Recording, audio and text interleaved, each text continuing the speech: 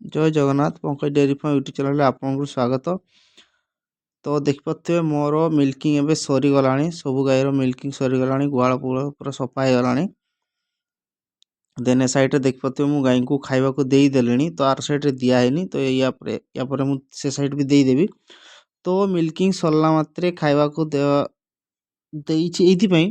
ये मिल्किंग जमती सर तो चीरर जो कणाटा से हल्का टिके कि ओपन होकर रुहे जहाँफल कि जदि मिल्किंग सांगे सांगे सरला मैंने सांगे सांगे जब से भूई बसीगला तो गोबर फबर पानी फाणी लगिकी इनफेक्शन हो जाए जहाँफल कि थेनेलार प्रॉब्लम आसे।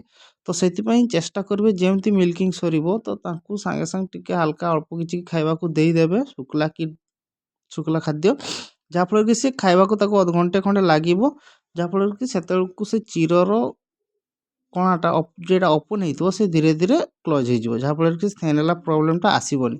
आउ गोटे जिनस देखिपे मोर गुहाल देखिपे आप पूरा सफा सुतरा पूरा क्लीन होगी अच्छी जहाँफल कि से मोर से थेनेला प्रोब्लेमटा बहुत कम हुए।